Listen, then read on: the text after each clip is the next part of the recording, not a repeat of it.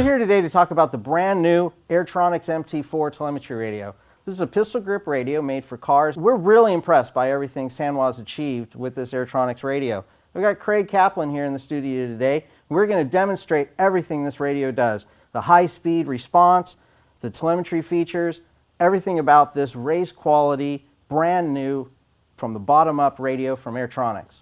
The new MT-4 is the first 2.4 gigahertz pistol grip radio to provide telemetry, industry-leading latency, SSR compatibility, and 4 channels with advanced programming. The feature set of the MT-4 is like no other radio in our hobby today. The real-time telemetry tells you what you need to know when used with the included telemetry receiver. But the MT-4 will work with any Airtronics fhss2 and fhss3 receiver as well, which means you'll have your choice of affordable aftermarket receivers and high-performance, ultra-fast racing receivers to use with the radio. And all of this is packed into a new ultra-lightweight, comfortable case that has adjustable grips, steering movement, and trigger movement too. There isn't even an external transmitter antenna to break. The antenna is an integral part of the handle, so whether you're racing at a world-class level, rock crawling over the most complicated courses, or just bashing in the backyard, the MT-4 will do what you need, when you need. You know, the radio does have a lot of features. It's unbelievable what's packed into this really affordable radio. One of the things I hear a lot about is, does the radio do rock crawling? And Craig tells me this does a lot of rock crawling features. I think everything you need. Tell me what's in there. The radio does pretty much anything you would ever want it to do for rock crawling. You can do a dig, you can do a burn, 4-wheel steering, you could actually have it crab. The radio setup is very easy, whether you adjust it for the lever here, the 4th channel setup for mixing, or you can even attach it to the dial and program it for that as well. So it's got programmable features? You can move switches around and stuff? How does that work? Absolutely. You can assign the different menus to be associated with either the lever or the dial, and then you can also adjust it to whether you want a certain programmed mix, whether it be for 4-wheel steering or dual speed control setups. So you can do the big rock crawlers and you can do the smaller ones? Absolutely. You can do the 2.2-inch crawlers with the lock or free transmissions, or you could do the motor on axle setups for the larger super scale setups. So there's a lot of stuff in here for that, but you also do on-road racing. So that requires high performance. You can't settle for anything slower than the best stuff when you're on-road, right? Correct. And does this radio do what you need there? Absolutely. The radio has all of the features that you would really want in a high-speed car or for racing purposes. It has the super fast response, which even our high-end radio has, yet this is in a much smaller, compact case, which makes it extremely lightweight and also a lot easier to deal with for some of those long mains. The other nice features about it for racing is it has your adjustable exponentials and arc adjustments, dual rates, anything you could pretty much want for racing purposes. How many models does it hold? The radio has 18 model memory, which is plenty for most people's arsenals. Okay. Yeah, 18's a lot. I don't think I have 18 cars going at any given time.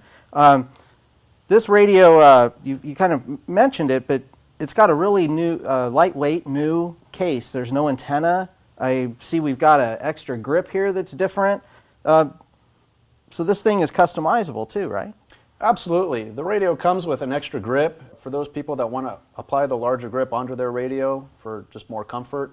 You can also adjust the trigger a little bit, not only with spring tension, but also the amount of throw it has. And then you can recalibrate that with the radio system through the variable rate adjustment. So everything is very adjustable, including the trigger. There's offset pieces that you can install into the radio, which comes with it, where depending on how big your hand is or if you want a different feel for the radio, you can apply it where it extends it out further or closer to you for a better reach.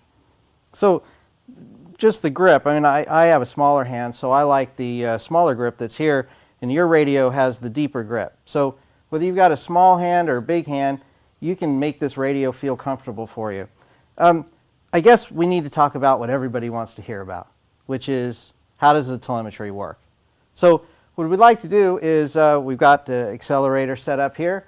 Craig's put in the sensors, and let's show you exactly how it works. This is the XTM brushless accelerator. I've included the temp sensor as well as the RPM sensor inside of this particular vehicle. The temp sensor I have placed on the motor to give me a good temp sensor for reading, as well as the RPM sensor on the spur gear.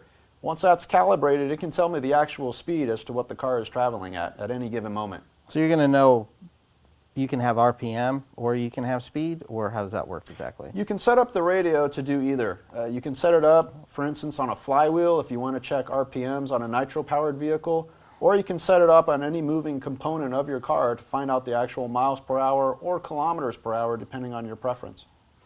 And the temperature can be set to Fahrenheit or Celsius, right? Correct. So you can adjust that? There's an adjustment in the radio to set it up just for that. And then it also tells you the voltage in the receiver. Is that the voltage you're seeing? Correct. It's the voltage that the receiver is picking up and then sending that information back to the transmitter itself.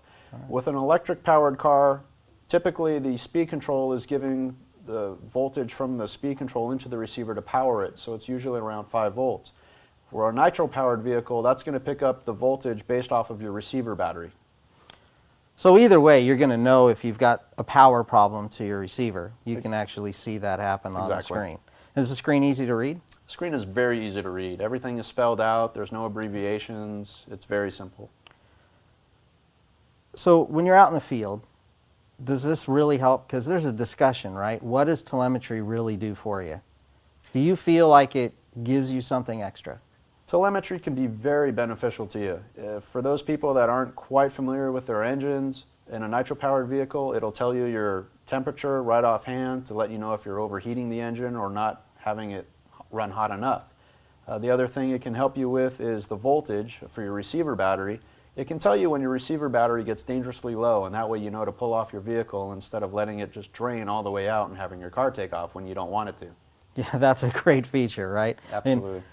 So it adds a level of safety that you don't get in a non-telemetry radio. Because it's new, I'm guessing there's going to be a lot of questions about it. If you have any questions for Craig and I, send me an email. That's at heymike@hobbypeople.net. So you've seen the MT-4, you've seen it in action. We're really excited about releasing this radio. I know if you get an MT-4, you're going to love it. They're available at Hobby People. They're available at Airtronics dealers across the country. We cannot wait to get you into an Airtronics MT-4.